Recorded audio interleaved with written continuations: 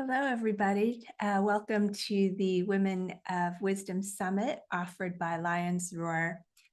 And I'm Sharon Suh. I'm your host for today. And I just want to let you know that we are waiting for the live stream YouTube folks to come on. So we'll get started in just a moment.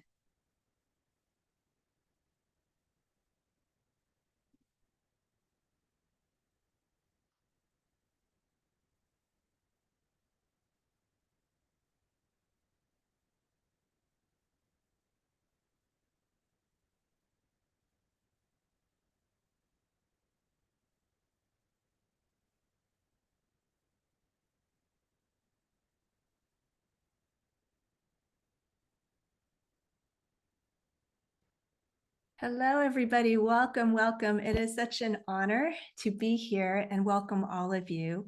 My name is Sharon Suh, and I am serving as the host for today's wonderful keynote with Lama Tsultrim Allione. So welcome. It's delightful to see everybody coming in wherever you are in the world. And whether you're already on a spiritual path, or curious about exploring spirituality, we do hope that you are feeling nourished and inspired by all of the depth and breadth and diversity of women speakers and presenters who've been offering teachings and practices addressing both the joys and the challenges of empowered modern women. And while the Women of Wisdom Summit is primarily geared towards those who identify as women, of course, all are welcome to participate. So the learning modules, as you've probably already discovered, include the wisdom of your body, practices for healing and wholeness, remarkable women past and present, finding inspiration in our ancestors, the divine feminine, how to recognize our own capacity to awaken, daily life as practice, and women in community awakening together. And we invite you to take advantage of this free event and explore its wonderful offerings. And this summit is available, of course, to watch for free through March 25th. And you are also invited to purchase the summit resource package for unlimited access to all the sessions. And Lions Roar is offering a special rate during the event period, and the purchases will help support Lions Roar's nonprofit mission to share the dharma, including producing free summits like this. How wonderful. So please see the event website for details, and the link is also pinned in the chat at the bottom of your screen. And this live session today is being recorded and will be made available to replay on the event website. And if you would like to ask a question, feel free to put that in the Q&A box below, and we will choose a few questions to bring to the keynote speaker towards the end of our hour together today. And now I would like to introduce Lama Tsultrim Allione. Lama Tsultrim Allione is the best-selling author of Women of Wisdom. And I must say, it's so beautiful because this book is the first book that set me on my pathway as an undergraduate and then as a graduate student in Buddhist studies, focusing on women. So I'm so delighted and honored to actually offer this introduction. Lama Tsultrim Allione is also the author of Feeding Your Demons and Wisdom Rising Journey into the Mandala of the Empowered Feminine. Lama Tsultrim is the founder of Tara Mandala, a 700-acre retreat center with a 3-story temple and library dedicated to the divine feminine in the Buddhist tradition in Colorado. She leads a vibrant international community with over 40 groups around the world. Born in New England, Lama Tsultrim traveled to Asia in her late teens, and in 1970, at the age of 22 in Bodh Gaya, India, she became the first American to be ordained as a Tibetan Buddhist nun. She later disrobed, married, and became the mother of 3 and is now grandmother of 6. In 2007, she was recognized in Tibet and Nepal as the emanation of the 11th century Tibetan yogini Machig Labdron, and she is one of the few women lamas in the world today. So I want to offer a warm welcome to Lama Tsultrim. Please join us. Thank you. Thank you. So much. Thank you so much, Sandra. And welcome everyone, wherever you are around the world.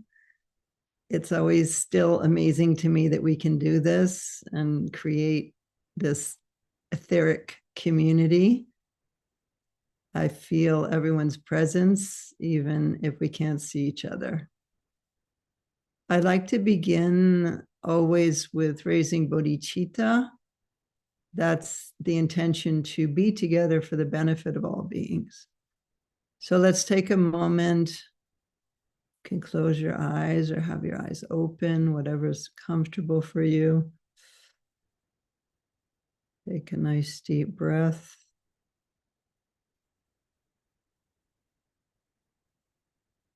And connect with your heart.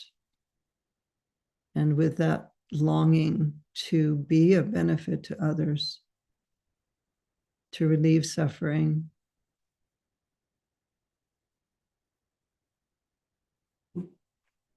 to cause benefit to others, and raise the intention that this time that we have together today does benefit all beings. Heartfelt intention.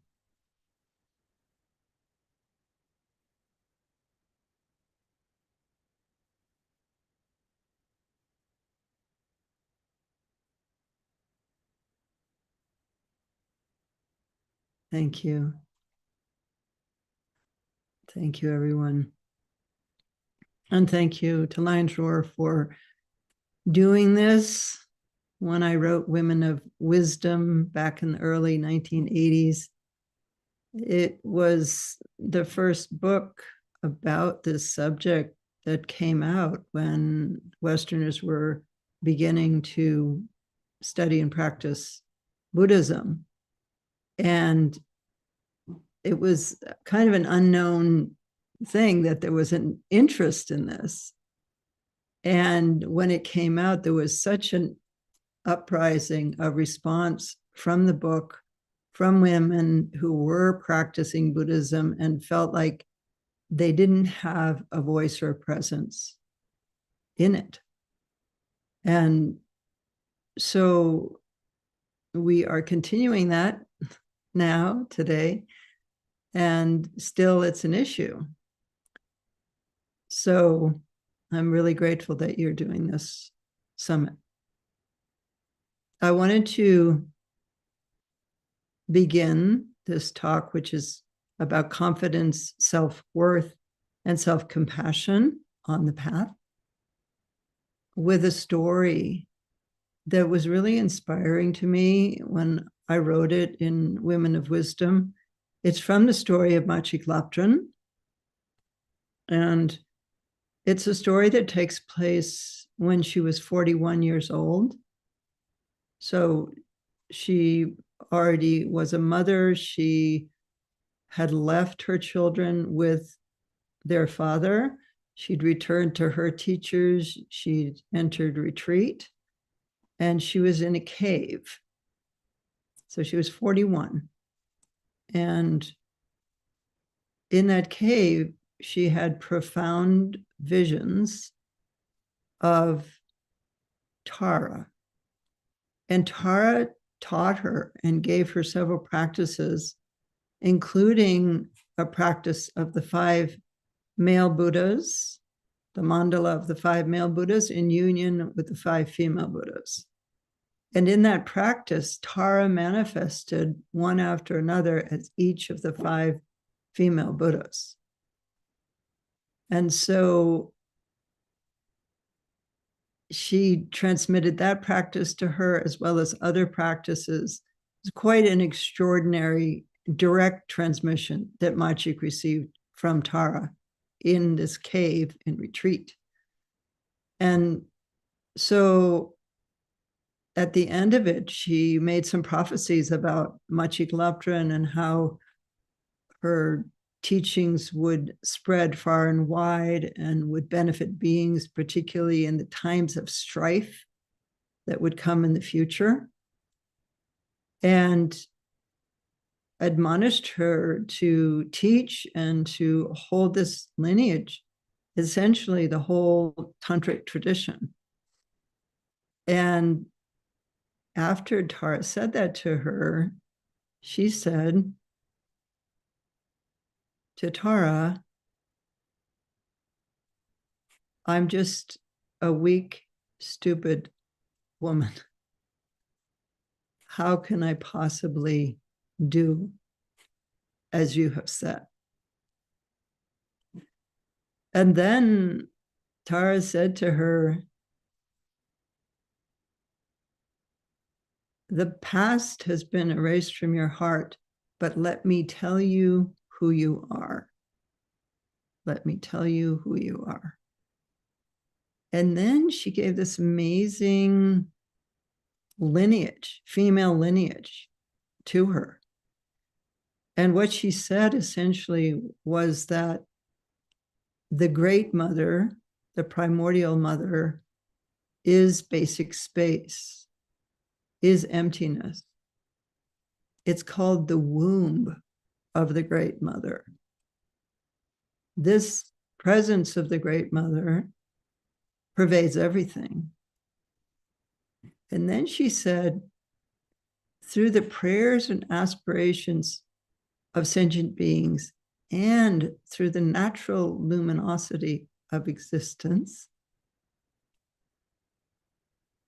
so through the prayers and aspirations of sentient beings and through the luminosity coming out of that voidness or that pure potential of the great mother,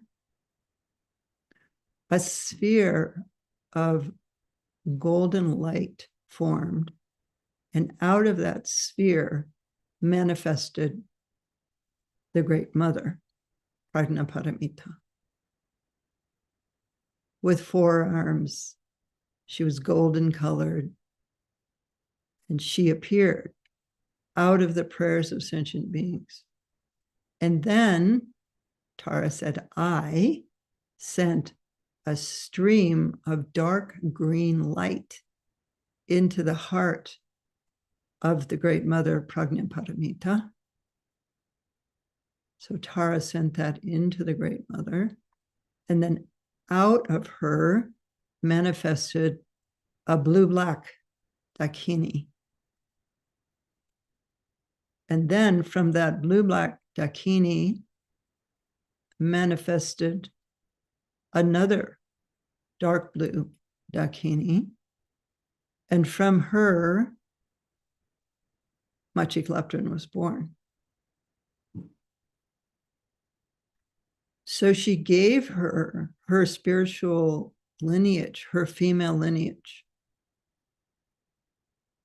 After that, Machik was able to take her seat as the great teacher that she was. But what we see in that story, and I think what so many of us experience, is the problem of confidence. She says, I'm a weak, stupid woman. This is Machikleptrin. She's in a direct encounter with Tara. She's just received all these teachings, and she's still saying that. And so many of us raised in patriarchy as daughters of the patriarchy have the same kind of problem about self-worth and confidence. And so it blocks us from knowing what we know, from being who we really are. That's a problem that we have.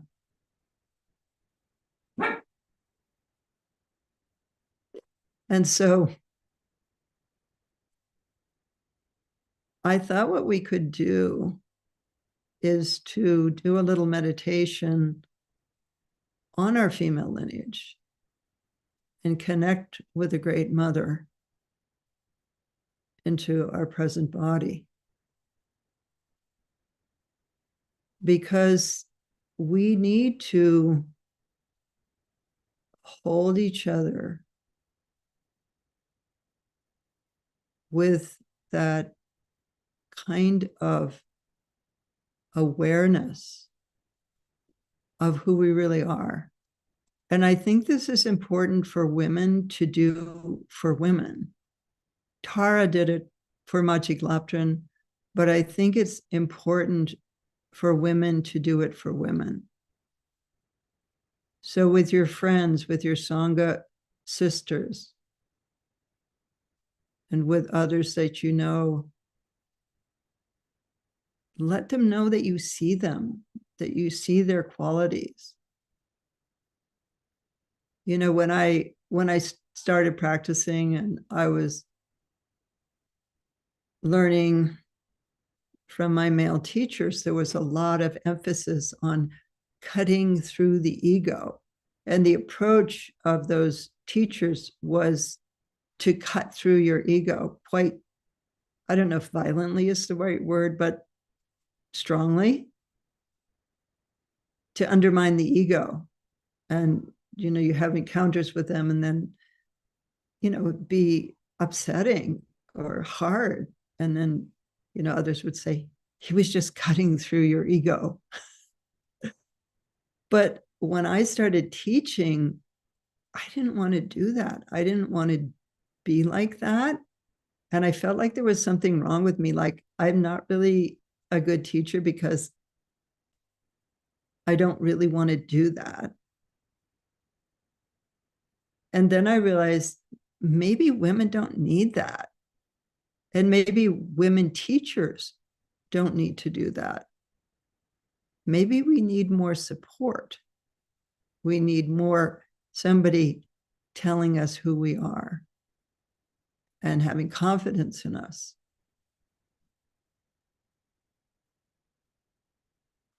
So let's take a moment and do a little visualization with what I just talked about.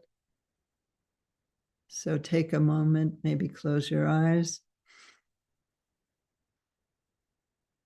and connect with that space of the Great Mother,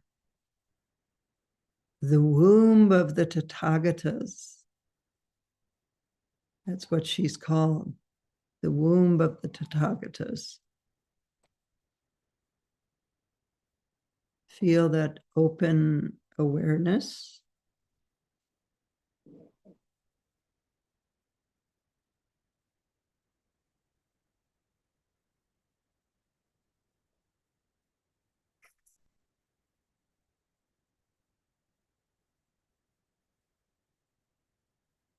And feel the luminosity of that.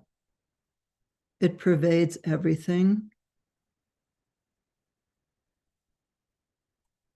It's called a womb because it has the potential to give birth to phenomena.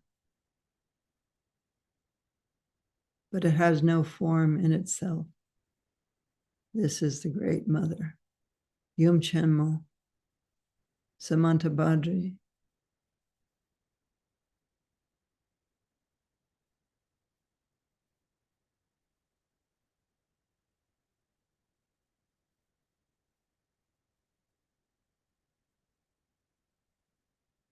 And then feel the presence of Tara, green Tara,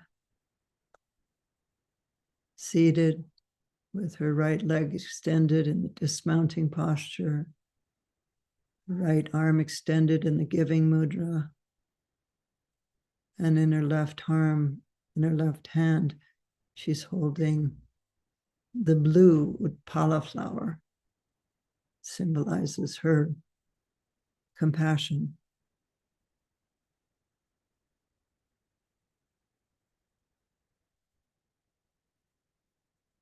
And now through the prayers of us as sentient beings, through the need to have form of the Great Mother, this pure potential of the universe,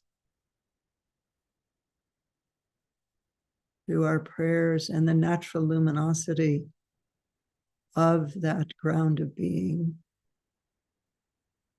forms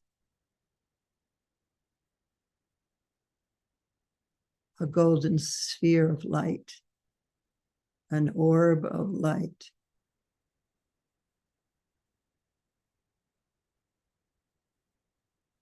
And out of that light appears the embodiment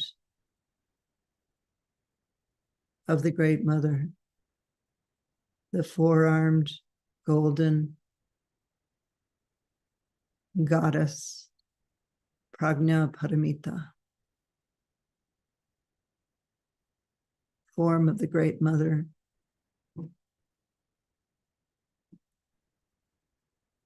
embodiment of empty awareness, wisdom, and she's emanating golden light in front of you.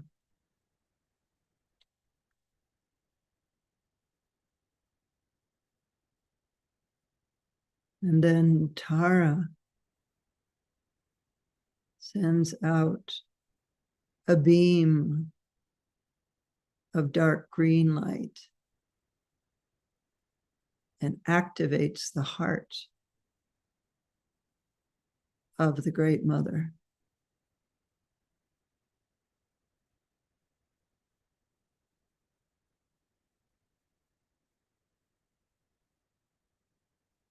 And then her wisdom comes forth as the wrathful blue-black Dakini, fierce, dancing,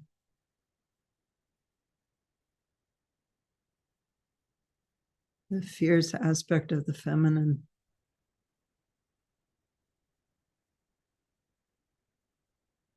Coming toward you. You feel the presence of Tara, the presence of the Great Mother, the presence of the fierce, wise feminine.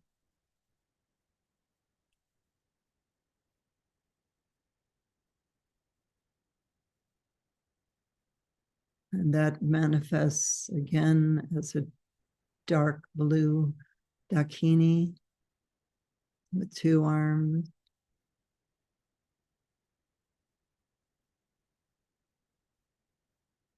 That blue Dakini manifests as much electron,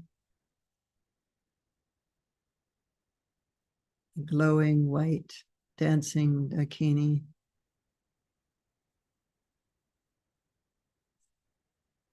With the drum in a raised right hand, bell at her hip.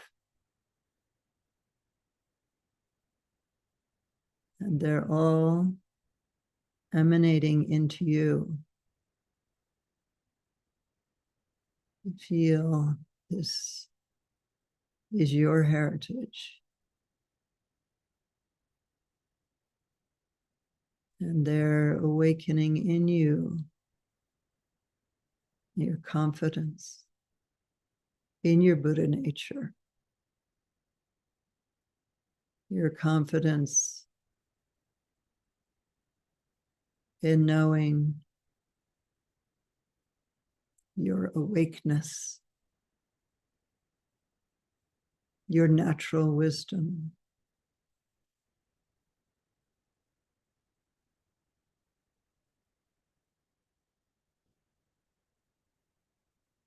And feel the power of this female lineage.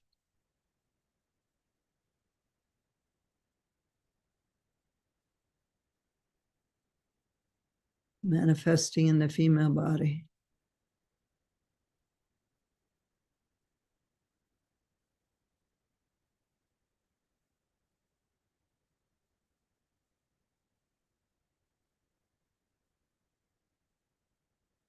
This natural awakeness, this already awake quality,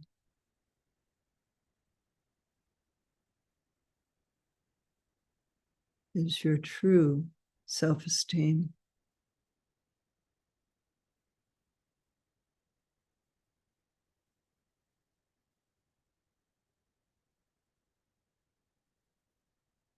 Feel confidence in this.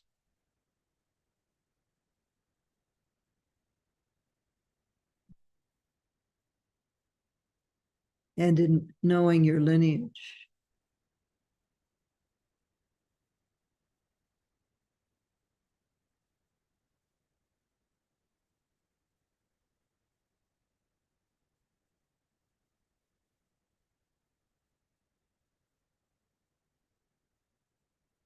So as we come back together, having that experience, open our eyes, but keep the feeling of that female lineage in front of you and in your heart, the knowing of your awakeness.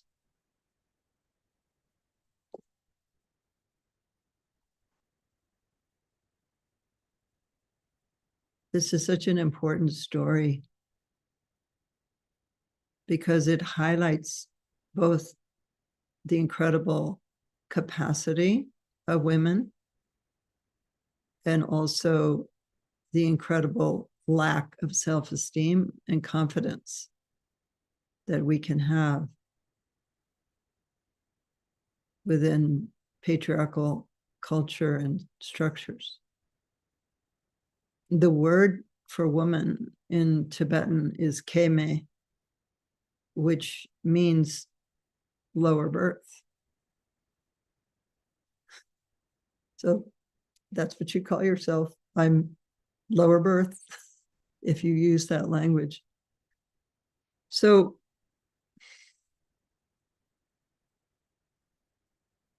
it's so ingrained in us. We're all daughters of the patriarchy and sons of the patriarchy. And so that influence is within us. And no matter how liberated we feel we are, or how much we've studied this or worked on it, there's still that message that we got as women very early about our incapacity, about our lesser value.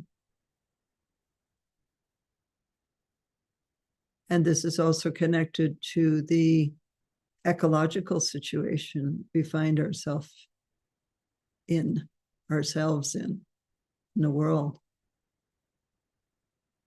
Why? What does that have to do with it? Well, because women and nature have had the same fate. Their fates have been tied together historically. And when women have been denigrated, so has nature. And many spiritual paths have denigrated the female body and also nature, and seen the divine as transcendent, up there, out there, and male. And so the only way that we're going to recover ourselves in the world is to recover a sense of the sacredness of matter, which comes from the Latin mater. Matter is mother. And to have a feeling that life itself is divine, that the divine isn't somewhere else, that nirvana isn't when we get away from all this, but when we see all this as sacred. And I think that's a key to feminine wisdom and to something that we can offer the world. Because seeing that quality of sacredness in the mundane, we begin to take care of it. We begin to have a relationship with trees as beings. In fact, the earliest Buddhist goddesses were the Yakshinis. That actually, historically, the first Buddhist goddesses were trees. And some say that actually the Buddha getting enlightened under the Bodhi tree, that was actually a Yakshini shrine, because he taught in many Yakshini shrines during his lifetime. That's documented. And so it's quite possible that the Buddha was enlightened in a goddess temple. And the tree was the temple. And then there's that story of the Buddha being attacked by Mara, and Mara is saying, "You can't sit here. This is my seat," when he goes to sit down on the night of his enlightenment. And then the Buddha says, "No, this is my seat." And Mara says, "By what right do you sit there?" And the Buddha said, "By the right of all my lifetimes as a bodhisattva, leading up to this one, where I will reach complete enlightenment under this tree." And Mara says, "Well, who's your witness for that?" And the Buddha says, "The earth is my witness." And he reaches down and touches the earth. And that's why we have that mudra, the statues of the Buddha. It's touching the earth. In fact, that's the most common form of the Buddha, is that earth-touching mudra. And in some of the early Buddhist art, you actually see the goddess of the earth coming up and touching his fingers as he touches the earth. So we could say in a way that the Buddha's kind of like in an egg with this goddess of the tree above him and the goddess of the earth below him. And he's enlightened in that egg of the feminine. So I love that connection with trees. So we need to start to see the trees as beings, to talk to them as the standing people.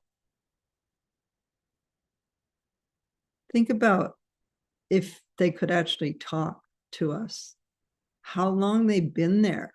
You know, we think we've done a long meditation when we sit for an hour or two. The trees haven't moved for, in some cases, centuries. So what do they know? What have they experienced? If we could find a way to be able to listen to that, we would know so much more than we do. So we need to start to see the sacred in everyday life. And that's the feminine. That's the feminine presence, is that sacredness in everyday life. In making dinner for your family. In changing diapers. We have the practice of one taste. You know that practice, one taste, or yeah, where you're not valuing one thing over another, like pure over impure. So there's so many opportunities in our lives to practice one taste, and also to really find awakeness in our ordinary lives.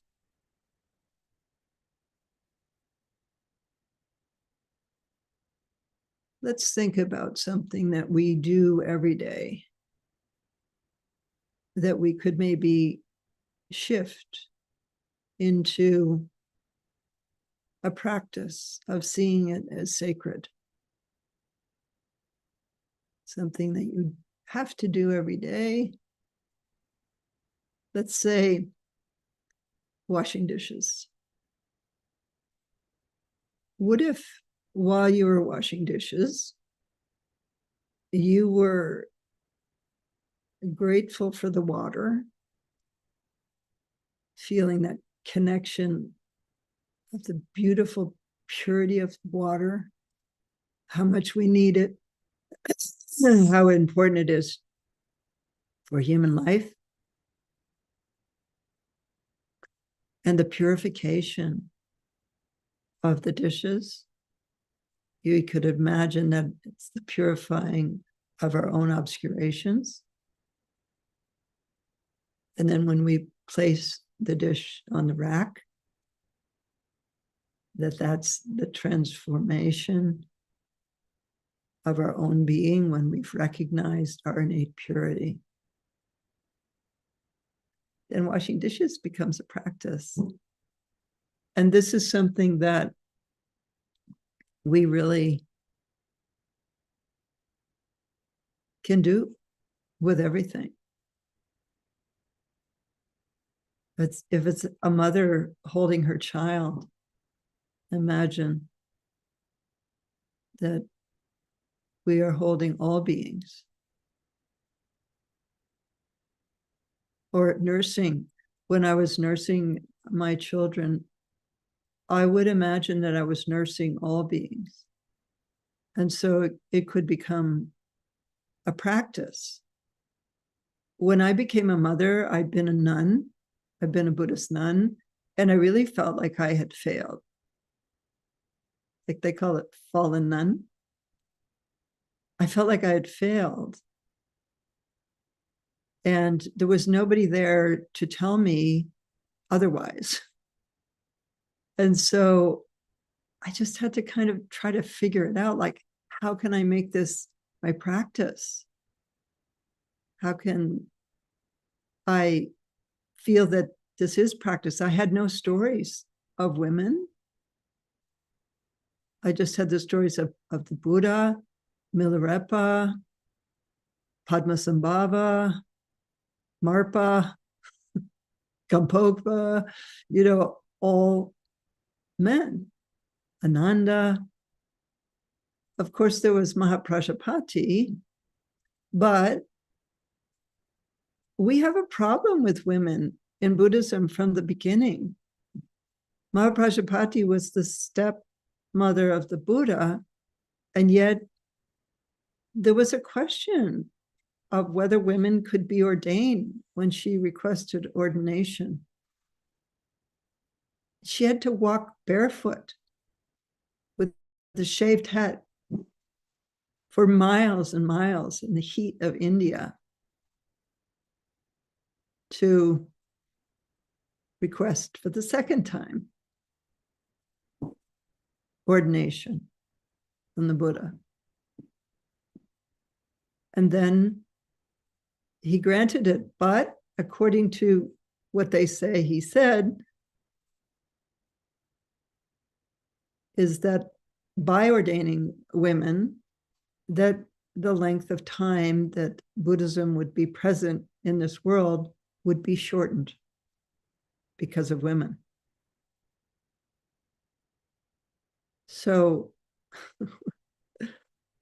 that's the Sutric tradition.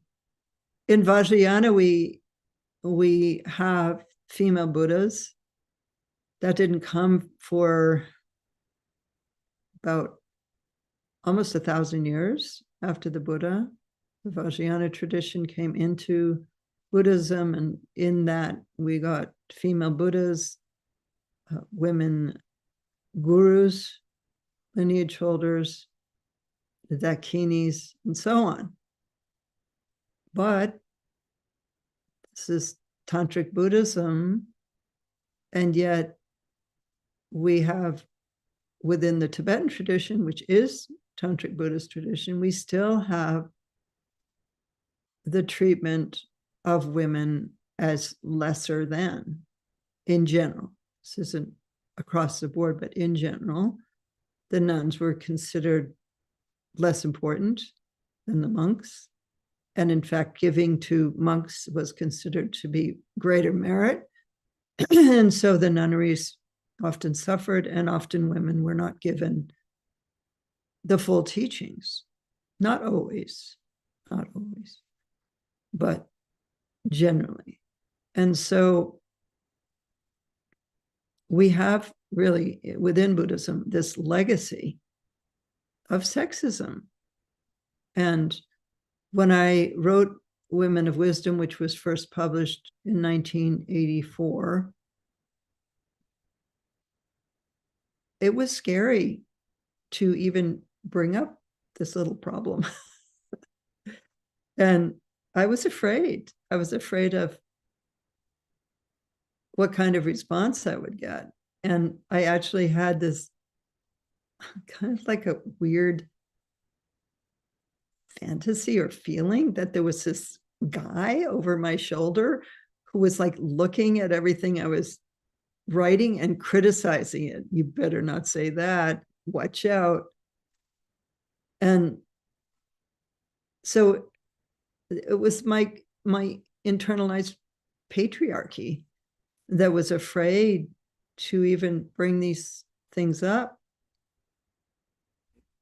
And so that fear is still in many of us. And as we encounter problems like sexual abuse or sexual harassment in our sanghas, it can be scary. And yet we need it. We need to address these issues and develop confidence in ourselves. So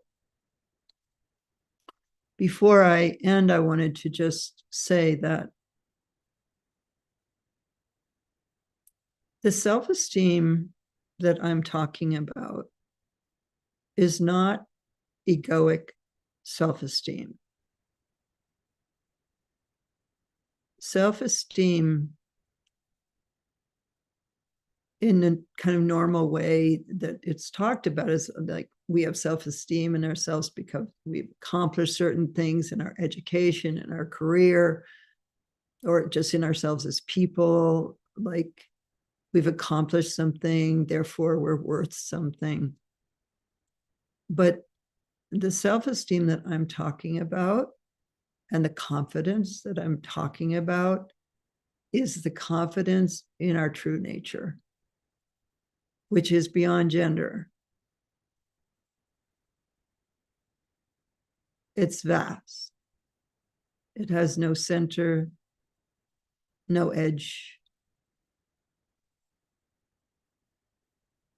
It's awake and luminous.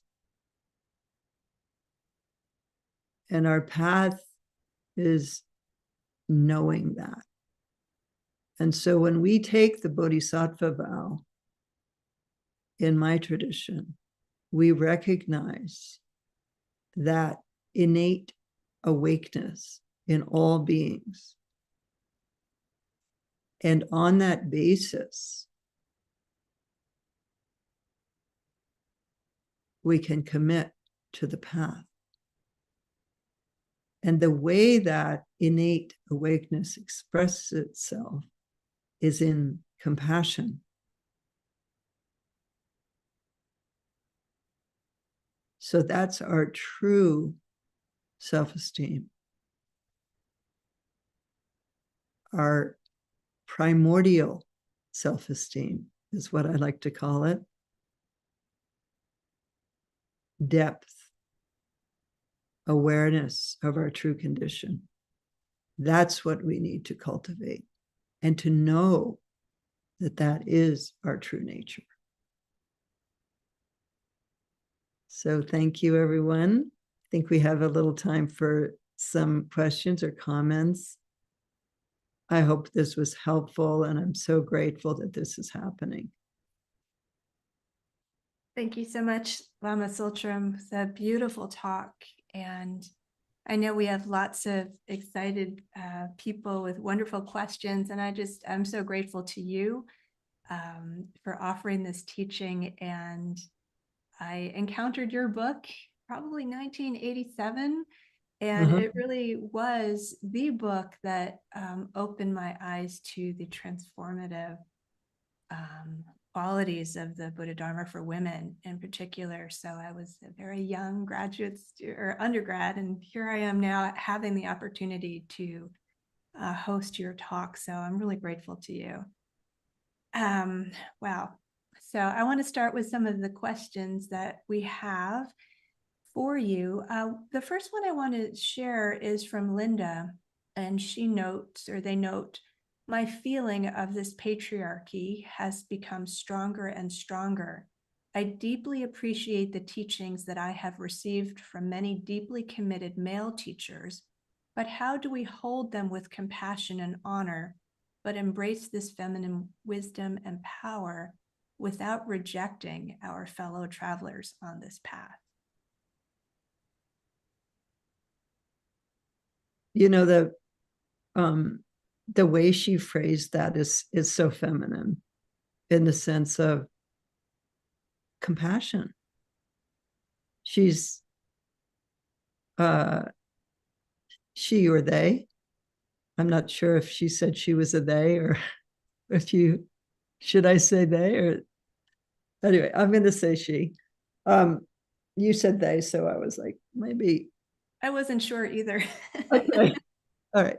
So I'm going to assume it's a she. And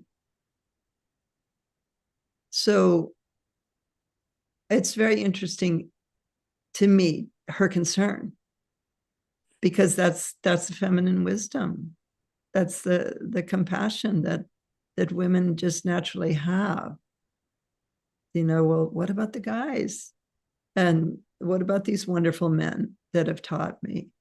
There's no need to denigrate men, to come into an awareness of the sacred feminine. They have it too. They all come out of the Great Mother as well. I think it is tricky to become aware of some of these problems and at the same time be able to hold the tradition as sacred. But we're human beings. I remember one of my teachers, he had been away from his center for a long time, and he came back, and as soon as he walked in the door, people were like, oh, Rinpoche, you know, so-and-so did such and such, and there's all these problems with this person or that, or, you know, and he was like, oh my God, you know, this, and then he said, and then I remembered, this is samsara. So there's always going to be problems. So there's always going to be problem. I think the thing that we can do is to hold the Dharma as sacred, and to realize, as I said, when the sexual scandals came up around Shambhala and all those issues in 2018, I believe it was, I was together with Jetsun Matenson Palmo, and somebody asked us about it. And I said, remember, the Dharma belongs to you. That whatever has happened, they can't take that away from you. It's yours. And so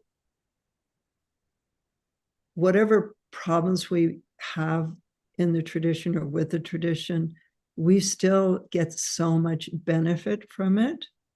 There's so many blessings in it. And my male teachers have given me so much. But that doesn't mean we have to close our eyes and not recognize the issues, but more to hold the sacredness of all that, and within that sacredness and respect, to also address the issues and problems and try to fix them where we can. For example, have a sexual harassment policy in your Sangha. So, and a grievance policy. I think Tara Mandala was the first in the Tibetan tradition to have that, because we had problems. Even Tara Mandala, which was supposed to be a safe place, we still had problems that happened. So that's very important in the practical sense, to have those things and to be active in that sense of trying to fix what isn't right. Thank you for that wonderful response. Here's a wonderful question from Keiko, and it's in response to your teaching on self-confidence and even the, what I might call the spiritual imposter syndrome of great beings like Macha Labdrang. So Keiko asks, when feeling low self-esteem or confidence, what are some quick in the moment visualizations or phrases we can repeat? That's a great question. Self-confidence on the run. In the moment. Yeah. So I think what's very helpful is the Vajrayana teaching on Vajra pride. It's called Vajra pride. Vajra pride is not like ordinary pride. It's pride or confidence in your own innate Buddhahood. And so when you visualize yourself as a deity, such as Tara, you develop Vajra pride, confidence in your Buddha nature. And so what you could do when you need that is to flash on yourself as Tara. Feel yourself as green and glowing and emanating love and compassion and rapid response, which is what Tara is famous for. She's called Nyurma Palmo, which means the fast-acting noble one. So you could flash on yourself as Tara or as a Dakini. In my book, Wisdom Rising, I talk a lot about the Dakinis, and there's some practices in there if you're not familiar with them. So you could flash on yourself as an enlightened being, and that will help you to develop that self-esteem. That's why Vajrayana is called the fruitional path rather than the causal path, because you're acting as if you are that, and then that develops within you. Here's another question that's in relationship to what you just spoke of, Lama Tsultrim. So Madeline asks, I am curious about the connection between Sima Mukha and Tara and how to harness the fierce love of wrath for change in this world. It's easy to flop and feel helpless. Yeah. So just to clarify the question, is she asking how to use fierceness for transformation in this world? Yes, it seems so. The question directly asks how to harness the fierce love of wrath for change in this world, because it's easy to become helpless. I think it's really important to understand what wrath means, or what the fierce deities mean. It doesn't mean being angry. It means manifesting fierceness in the same way that a mother lioness manifests fierceness to protect her cubs, or any mother, a dog or a cat or anything. I mean, very peaceful animals suddenly can be very fierce when they're protecting their young. So yes, it can be difficult. And that, if you will, like archetype of the fierce feminine has been really forbidden. She's the bitch and the witch. And, you know, I remember there was the first wave of feminism, and then there was all this sort of backlash saying that feminists were all angry. And so women didn't want to alienate themselves from men. And so they were like, I'm not a feminist, don't worry. Because it meant angry. Well, they actually had quite a bit to be angry about. But anyway, it actually caused the whole sort of development of feminism to die down for a while. And then there was another way. But I think it's important to have that confidence of fierceness when it's needed, but without hatred, without anger, just being clear and forceful and strong.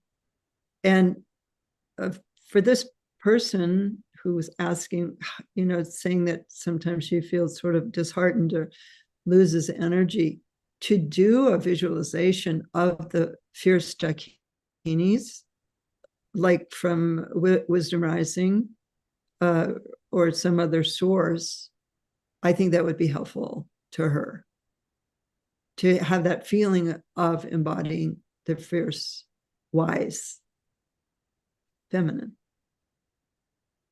Well, I think we have time for another question. So this question is actually related, and it might allow some opportunity for you to offer a little bit more detail. So Susan notes, my reactions to the patriarchy and male dominance are most often anger and resentment. I feel inadequate and weak as a result. What can be done to change or transform these reactions? Yeah, that's very similar, right? It's similar. Yeah. I think because, you know, women also in general have a quality of compassion and kindness and peacefulness. And so the thought of having to manifest in another way or to bring these things up, they'd rather just not, you know, just like stop going to that sangha or don't do anything. And then you can kind of fall into depression. And so I think to recognize that this is an aspect of wisdom and to develop that side of ourselves that has been forbidden, that side of ourselves that can be clear, can make boundaries. Because, you know, progesterone, which is one of the hormones that streams through our bodies, that there's studies, many studies that show that progesterone creates empathy. And that's why women have that quality that's recognized. In fact, it's brought up in all the Mahayana teachings, that the love of the mother's love, that is something to aspire to. So we have those qualities, but we also need to be able to set boundaries, to be grounded in ourselves and centered.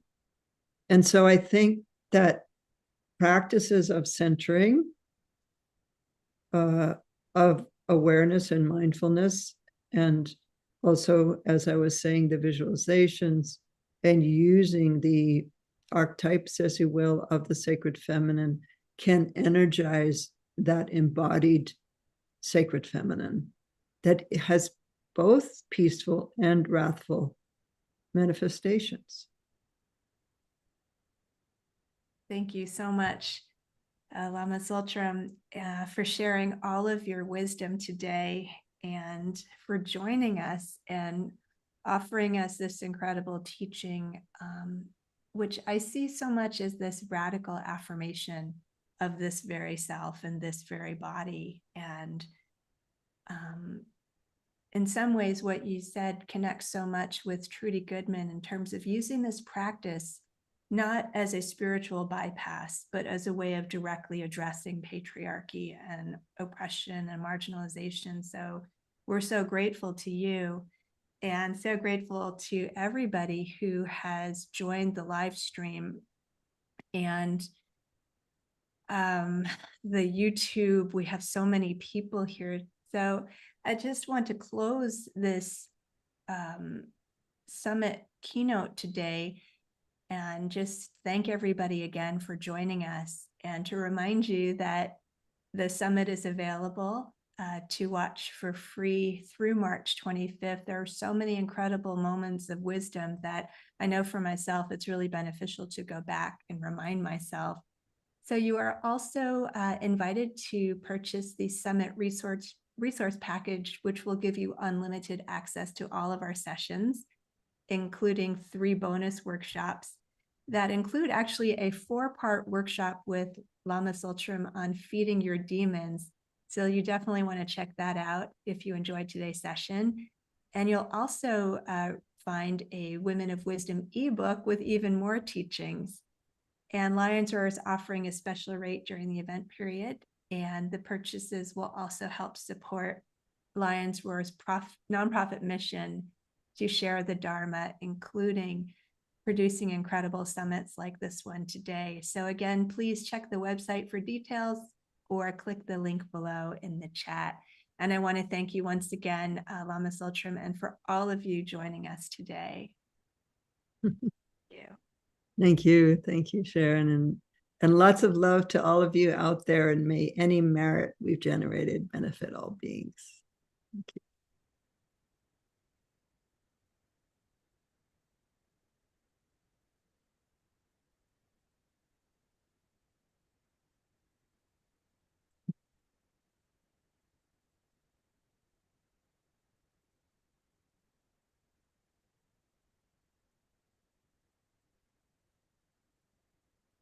So many